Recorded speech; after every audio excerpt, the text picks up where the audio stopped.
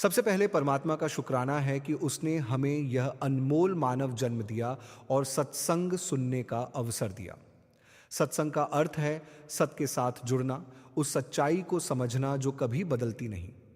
संत महात्मा कहते हैं कि यह दुनिया बदलने वाली है, लेकिन एक परमात्मा ही सच्चा है। यह मानव जीवन हमें इसलिए मिला है कि हम उस परमात्मा को पहचानें, उसके नाम की कमाई करें और अपने असली घर वापस जाएं। आइए आज के इस सत्संग में उसी सच्चाई को समझने की कोशिश करें। कहते हैं जिन्हें नाम नहीं मिला, सतगुरु नहीं मिला, अंदर ध्यान नहीं दिया, वे ही मनमुख हैं, वे ही जन्म मरण में आएंगे, वे ही 84 के चक्र में आएंगे, नरकों में दुख पाएंगे। उनका कूड़ के साथ यानी दुनिया के साथ प्यार है, इसलिए वे जन्म लेते और मरते हैं। गुरु के सेवक सतगुर प्यारे, ओह बैठे शब्द बिचारे। अब कहते हैं जो पूरे गुरु के सेवक हैं वे सतगुरु के प्यारे हैं, शब्द की कमाई करते हैं, वे गुरु यानी कुल मालिक की गोद में उसके तख्त पर बैठेंगे। कितना साफ सुथरा रास्ता है। यहाँ स्त्री और पुरुष का सवाल नहीं, किसी मजहब का लिहाज नहीं, सारी दुनिया के लिए एक ही कानून है। जो नाम की कमाई करेगा वो मालिक की गोद में बैठ जाएगा, मालिक के साथ मिल जाएगा। कह रहे हैं कि ज्यों ज्यों वे शब्द की कमाई करेंगे त्यों त्यों गुरु उन्हें वहां ले जाएगा, पर जाना कमाई करके ही पड़ेगा। सत्संगत सांच बढ़ाई है। सच कहते हैं शब्द को, जो सद्गुरु की संगति के जरिए मिलता है वो तत्व है। उसके मिलने से अंदरूनी अवस्था को जाना जा सकता है। जो जाकर मालिक के साथ मिल गए वे इस दुनिया से फायदा उठा गए, पर्दा खोल लिया, जन्म मरण खत्म कर गए। सद्गुरु की संगति का लाभ क्या है? परमात्मा की गोद में बैठना, सचखंड की शब्द धुन की बढ़ाई क्या कहें। बिंद का समुद्र हो जाना, यही सद्गुरु से मिलने का फल है। आपू तरे जन पितरम तारे, संगत मुक्त सिपार उतारे कैसे हैं। जो वहां पहुंच जाए वो आप तर जाता है, वो अपने कुलों को तर लेता है, संगत को तर लेता है और अपने पितरों को भी तर लेता है।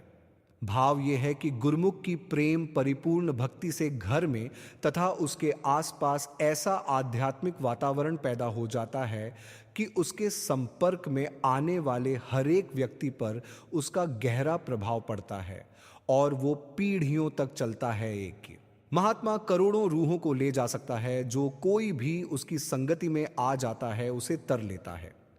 ये संतों की बढ़ाई है। ऊंची पदवी और धुरदाम पहुंचकर भी दम नहीं मारते, इसलिए माया उन्हें गिरा नहीं सकती। कहते हैं जिन्होंने मालिक के साथ लेव लगा ली, हम उन पर कुर्बान हैं, हम उनके दास हैं। ये वही अमूल्य वचन हैं जो आगे हमारे अंदर की नींद को तोड़ते हैं और हमें सच्चाई की तरफ मोड़ते हैं। गुरु साहिब आगे फरमाते हैं कि संतों की संगति का असली अर्थ क्या है। संत केवल बाहर बैठकर बातें करने वाले नहीं होते, संत वो होते हैं जिनकी आत्मा जागती रहती है। दुनिया सोती है लेकिन संत जागते हैं। गुरु अमरदास जी फरमाते हैं, एक को सदगुरु जागता, और जग सुत्ता मोह प्यास। सारी दुनिया मोह और प्यास में सोई हुई है। कोई धन के पीछे भाग रहा है, कोई नाम और शोहरत के पीछे, कोई परिवार के मोह में उलझा हुआ है। लेकिन संत इन सब से ऊपर उठ चुके होते हैं। उनका शरीर भले आराम कर ले लेकिन उनकी रूह कभी नहीं सोती। जब कोई गुरमुख अंदर जाता है, अभ्यास करता है, तब उसे धीरे धीरे पता चलता है कि संतों की असली अवस्था क्या होती है। वो बाहर से साधारण इंसान दिखते हैं लेकिन अंदर से परमात्मा के साथ जुड़े होते हैं। उनका हर श्वास, हर ध्यान उसी शब्द के साथ लगा होता है। कहते हैं कि जो संत आते हैं वे अपने कुलों को भी तार जाते हैं। इसका मतलब ये नहीं कि केवल खून का रिश्ता ही तर जाता है, बल्कि जो भी उनके संपर्क में आता है, जो भी उनके वातावरण में रहता है, उसके जीवन पर असर पड़ता है। एक संत की उपस्थिति से घर का माहौल बदल जाता है। धीरे धीरे वहां नाम की महिमा फैलने लगती है। वे सच्च का होका देते हैं। वे कहते हैं कि तुम्हारे अंदर ही शब्द धुन बज रही है, लेकिन हम बाहर बाहर भटकते रहते हैं। कभी मंदिर, कभी मस्जिद, कभी गिरजाघर, लेकिन अंदर जाने की कोशिश नहीं करते। गुरु अर्जुन देव जी फरमाते हैं कि गुरमुख कोट उदारदा, एक गुरमुख करोड़ों जीवों को पार लगा सकता है। लेकिन सवाल यह है कि हम उसे पहचानते कैसे हैं? अगर पहचान होती तो लोग संतों के साथ वैसा व्यवहार न करते जैसा इतिहास में हुआ। कभी किसी संत को चक्की पिसवाई गई, किसी को सताया गया, किसी को मार दिया गया। इसका कारण यही है कि दुनिया सोई हुई है। जब तक इंसान खुद जागता नहीं, तब तक वह सच्चाई को पहचान नहीं सकता। संत क्या देते हैं? वे शब्द की दवा देते हैं। वे कहते हैं कि अपनी रूह को नाम के साथ जोड़ दो, क्योंकि शब्द ही सच्चा है। आद सच जुगाद सच, बाकी सब कुछ बदलने वाला है। जो संत होते हैं उनकी वृत्ति आंखों से ऊपर रहती है। वे अंदर के मंडलों में रहते हैं। उनका मन नीचे के विषयों में नहीं भटकता। इसलिए वे हमें भी यही सिखाते हैं कि अपनी सूरत को ऊपर उठाओ। वे कोई नया मजहब नहीं बनाते, न किसी मजहब को तोड़ते हैं। वे तो बस सच्चाई बताते हैं कि हर इंसान के अंदर वही परमात्मा है। चाहे वो हिंदू हो, मुसलमान हो, सिख हो या ईसाई, सबके अंदर एक ही शब्द धुन है। गुरु साहिब फरमाते हैं कि खत्री ब्राह्मण सूद वैश्य उपदेश चयो वर्ण को सांझा। ये उपदेश सबके लिए है। कोई ऊंच नीच नहीं, कोई भेदभाव नहीं। लेकिन हम क्या करते हैं? हम अपने अपने मजहब में बढ़ जाते हैं। कहते हैं कि हमारे गुरु ही अंतिम हैं, अब और कोई नहीं आएगा। लेकिन यह सोच सही नहीं है। संतों का आना कभी बंद नहीं होता। युगों युगों से संत आते रहे हैं और आते रहेंगे। परमात्मा अपनी दया कभी नहीं रोकता। अब एक बहुत महत्वपूर्ण बात आती है तस्वीरों और मूर्तियों की। लोग सोचते हैं कि तस्वीर का ध्यान करने से उन्हें फायदा होगा, लेकिन समझने वाली बात यह है कि जो चीज जड़ है वह हमें चेतन तक कैसे पहुंचा सकती है। अगर आप किसी दीपक को कुछ देर देखते हैं, फिर आंखें बंद करते हैं, तो उसकी छवि अंदर दिखाई देती है। उसी तरह अगर आप किसी मूर्ति या तस्वीर का ध्यान करेंगे तो उसकी छवि अंदर आएगी। लेकिन वो जड़ है, उसमें चेतना नहीं है, वह आपको आगे नहीं ले जा सकती। अगर सच में कोई महात्मा अंदर आ जाए तो वह आपसे बात करेगा, आपको रास्ता बताएगा। लेकिन तस्वीर ऐसा नहीं कर सकती। इसलिए कहा गया है कि असली ध्यान जीवित सतगुरु का होता है, जो नाम देता है और अंदर बैठकर मार्गदर्शन करता है। जब सतगुरु नाम देता है तो वह शिष्य के अंदर बैठ जाता है और उसकी संभाल करता है। गुरु अर्जुन साहिब फरमाते हैं, गुरु की मूरत मन में ध्यान, गुरु के शब्द मंत्र मन मान। असली मूरत शब्द है, असली सहारा नाम है। कई बार ऐसा होता है कि जब शिष्य का अंत समय आता है तो सतगुरु उसका साथ देने आते हैं। वे उसे यमदूतों से बचाते हैं और सही राह पर ले जाते हैं। लेकिन ये बातें गुप्त होती हैं, हर किसी को दिखाई नहीं देती।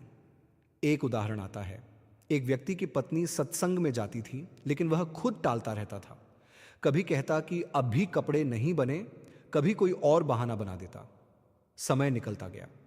जब उसका अंत समय आया तो वह डर गया। उसे यमदूत दिखाई दिए और वह चिल्लाने लगा, मुझे मत मारो। लेकिन अब देर हो चुकी थी। इससे समझना चाहिए कि मौका रहते नाम की कमाई करनी चाहिए। बाद में पछताने से कुछ नहीं होता। इसके विपरीत जो संतों की संगति में आते हैं, जो नाम की कमाई करते हैं, उनका अंत समय बहुत शांत और सुखद होता है। सद्गुरु खुद उनकी सहायता करते हैं। गुरु नानक साहिब ने भी यही समझाया कि परमात्मा कहीं बाहर नहीं है, वह हमारे अंदर है। लेकिन हमें अंदर जाने का तरीका नहीं आता। संत हमें वही तरीका सिखाते हैं। वे कहते हैं कि अंदर जाओ, वहां शब्द धुन बज रही है, उसी के साथ जुड़ जाओ। संत महात्मा हमारे जैसे कर्मों के बंधन में नहीं होते। वे तो परमात्मा के हुक्म से आते हैं जीवों को बचाने के लिए। वे जेल के कैदी नहीं, बल्कि जेल के अधिकारी की तरह होते हैं। आते हैं, अपना काम करते हैं और चले जाते हैं। दुनिया में दो प्रकार के संत होते हैं, संत और परम संत। जब परमात्मा की विशेष दया होती है तो परम संत आते हैं, जैसे कबीर साहिब, गुरु नानक साहिब आदि। बाकी संत भी उसी मार्ग को आगे बढ़ाते हैं। जो सचखंड तक पहुंच जाता है वह संत कहलाता है, चाहे वह किसी भी धर्म का हो।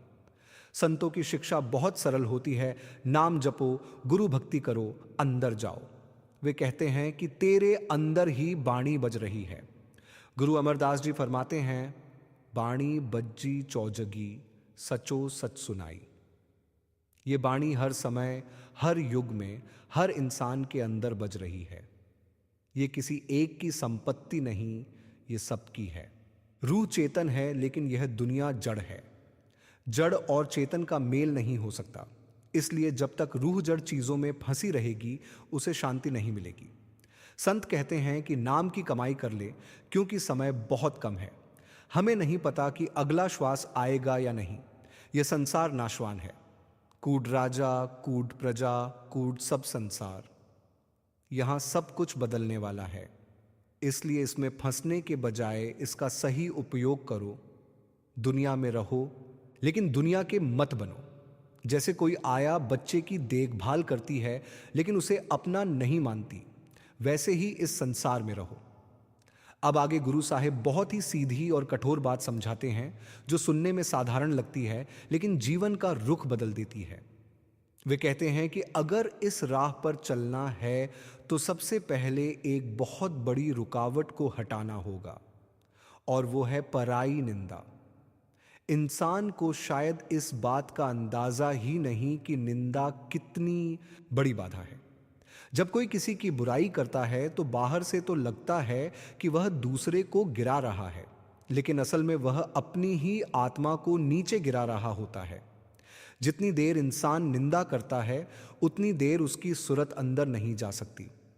गुरु अमरदास जी फरमाते हैं, निंदा पलीप किसै की नाही।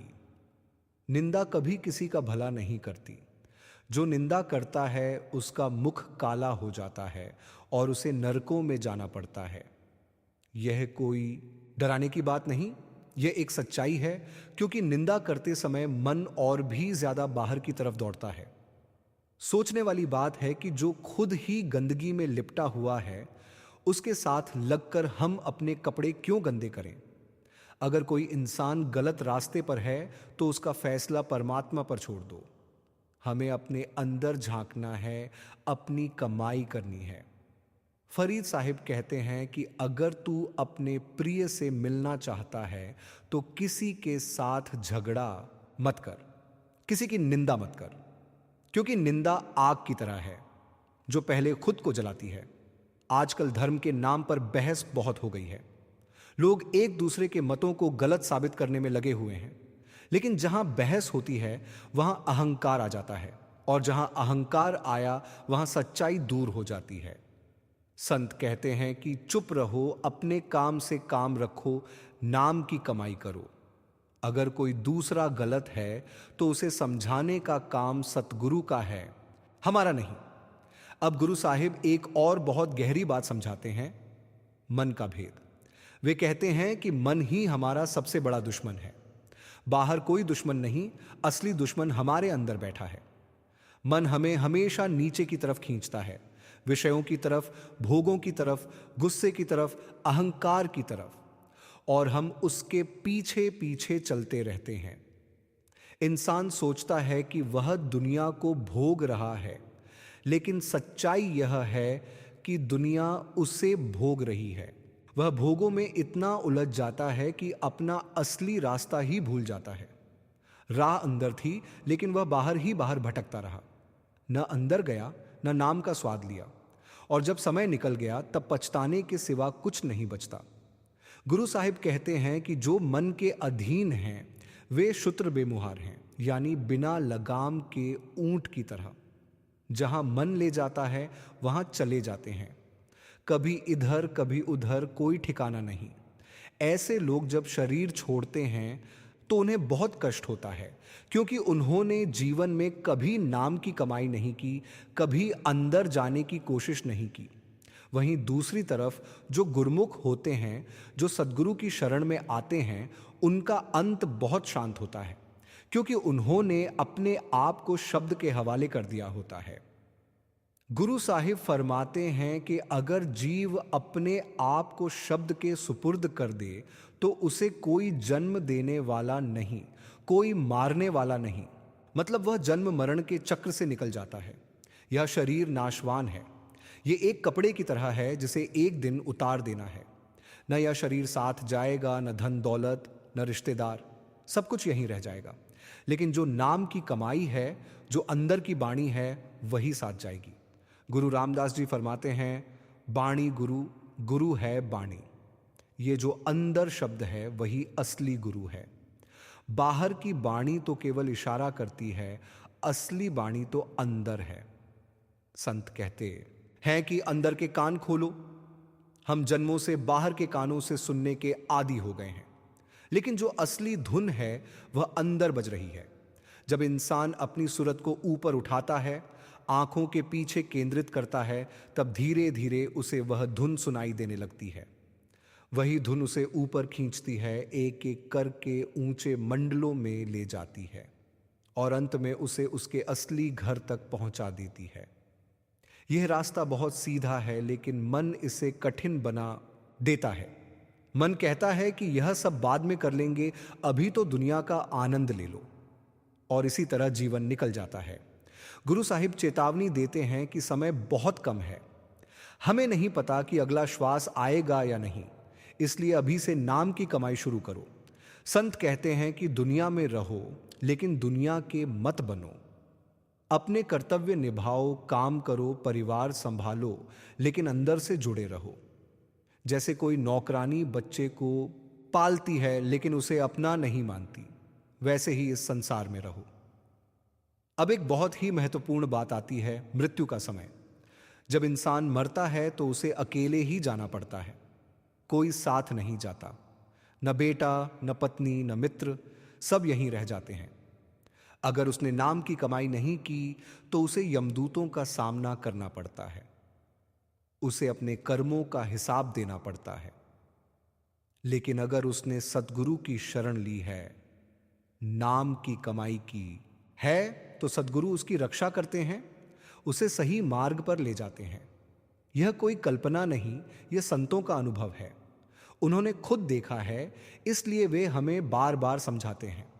गुरु साहिब कहते हैं कि मुक्ति गुरु के जरिए मिलती है। अगर किसी को मुक्ति चाहिए तो उसे सद्गुरु की शरण में जाना होगा। जिसने मिठाई खाई है वही उसकी मिठास बता सकता है। जिसने नाम की कमाई की है वही उसकी लज्जत जानता है। मनमुखों को कुछ पता नहीं, वे केवल बाहर बाहर भटकते रहते हैं और अंत में खाली हाथ चले जाते हैं। संत कहते हैं कि अगर इस संसार से पार होना है तो सूरत को शब्द के साथ जोड़ो। यही एकमात्र तरीका है। जब सूरत शब्द के साथ जुड़ जाती है तो संसार का सागर पार हो जाता है। फिर कोई डर नहीं रहता, कोई बंधन नहीं रहता। परमात्मा हमारे अंदर ही बैठा है, वह कहीं बाहर नहीं है, लेकिन हमें अंदर जाने की आदत नहीं। गुरु साहिब कहते हैं कि खोलो पर्दा और देख लो, पर्दा हटाओ और खुद अनुभव करो। अगर इंसान इतना विश्वास कर ले कि परमात्मा मेरे अंदर बैठा हुआ है और मुझे देख रहा है, तो वह कभी कोई गलत काम नहीं करेगा। लेकिन हम क्या करते हैं? हम उसे कहीं दूर मानते हैं, आसमान में, मंदिर में, किताबों में। इसलिए हम गलत काम करने से नहीं डरते। अगर हमें सच में एहसास हो जाए कि वह हर समय हमारे साथ है, तो हमारा जीवन बदल जाएगा।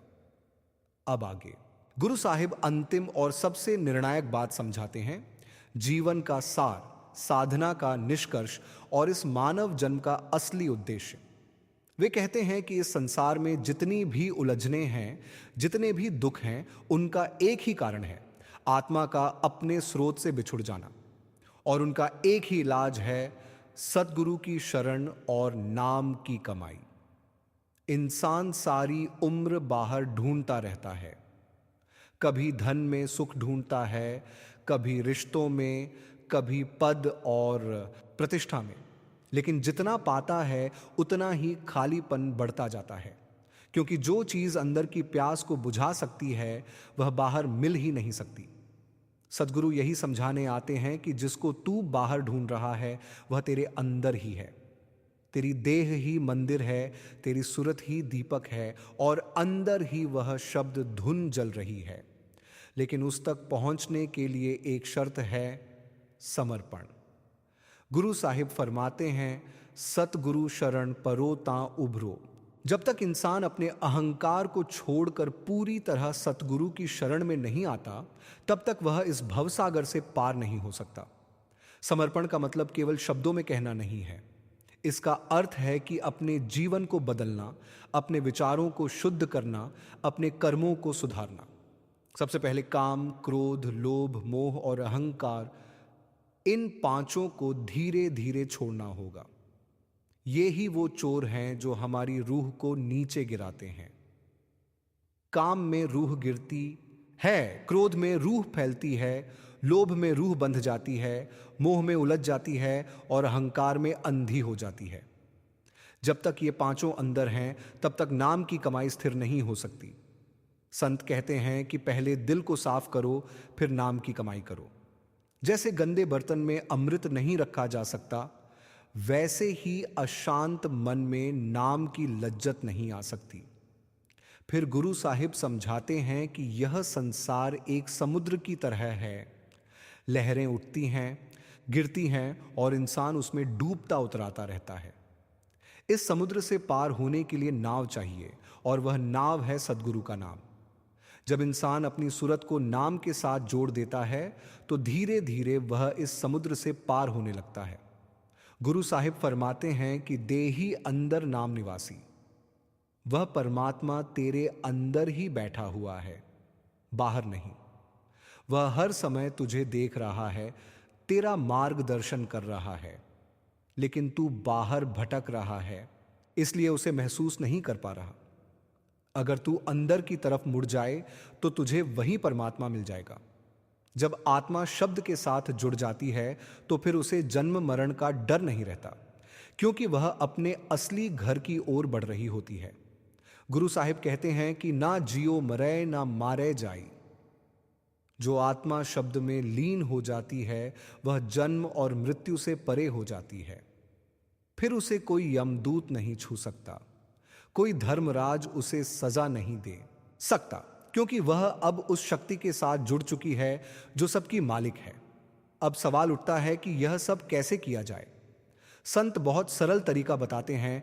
दिन में जितना समय मिले नाम का सिमरण करो। रात को कुछ समय ध्यान में बैठो, अपनी सूरत को आंखों के पीछे केंद्रित करो और जो धुन सुनाई दे उसके साथ जुड़ने की कोशिश करो। शुरुआत में मन बहुत भटकेगा, कभी इधर जाएगा कभी उधर, लेकिन हिम्मत मत हारो। जैसे एक बच्चा चलना सीखता है, गिरता है, फिर उठता है, फिर गिरता है, वैसे ही साधना में भी होता है। धीरे धीरे मन शांत होने लगता है और अंदर की धुन स्पष्ट होने लगती है। संत कहते हैं कि यह रास्ता सबके लिए खुला है। इसमें न कोई ऊंच नीच है, न कोई भेदभाव। जो भी नाम की कमाई करेगा वह आगे बढ़ेगा। अब अंत में गुरु साहिब संतों की महिमा बताते हैं। जो संत इस राह पर चलकर सचखंड तक पहुंच जाते हैं वे केवल खुद ही नहीं तरते बल्कि अपने साथ औरों को भी तारते हैं। उनकी संगति में आने से, उनके वचनों को सुनने से, उनके बताए रास्ते पर चलने से इंसान का जीवन बदल जाता है। वे किसी एक व्यक्ति के नहीं होते, वे पूरी मानवता के होते हैं। उनके लिए कोई अपना पराया नहीं होता, कोई छोटा बड़ा नहीं होता। वे हर आत्मा को उसी दृष्टि से देखते हैं जैसे परमात्मा देखता है। इसलिए कहा गया है कि सत्संगत सांच बढ़ाई है। संतों की संगति सबसे बड़ी प्राप्ति है। अब अंत में कुछ प्रश्न उत्तर जो अक्सर मन में उठते हैं। प्रश्न, क्या केवल नाम लेने से मुक्ति हो सकती है? उत्तर, केवल शब्दों में नाम लेने से नहीं बल्कि उसकी कमाई करने से मुक्ति होती है। जब सूरत नाम के साथ जुड़ती है तब असली लाभ होता है। प्रश्न, क्या बिना सतगुरु के यह रास्ता तय किया जा सकता है? उत्तर, नहीं। बिना सतगुरु के कोई भी इस रास्ते को नहीं जान सकता। सतगुरु ही मार्गदर्शक है। प्रश्न, क्या दुनिया छोड़नी पड़ेगी? उत्तर, नहीं। दुनिया में रहकर अपने कर्तव्य निभाते हुए भी नाम की कमाई की जा सकती है। एक बुजुर्ग व्यक्ति था जिसने पूरी उम्र मेहनत की, धन कमाया, परिवार बसाया, लेकिन उसने कभी नाम की कमाई नहीं की। जब उसका अंतिम समय आया तो वह बहुत घबराया हुआ था। उसने अपने बेटों को बुलाया, अपनी संपत्ति को देखा, लेकिन उसके चेहरे पर डर साफ दिखाई दे रहा था। उससे महसूस हो रहा था कि अब उसे अकेले जाना है। उसी समय उसके पास एक संत का शिष्य बैठा था जो नाम की कमाई करता था। वह शांत था, उसके चेहरे पर कोई डर नहीं था। बुजुर्ग ने उससे पूछा, तू इतना शांत कैसे है? उसने कहा, क्योंकि मुझे पता है कि मैं अकेला नहीं हूं, सतगुरु मेरे साथ हैं। यह सुनकर बुजुर्ग की आंखों में आंसू आ गए। उसने कहा, काश मैंने भी अपने जीवन में यह कमाई की होती, लेकिन अब समय निकल चुका था। यह जीवन बहुत अनमोल है।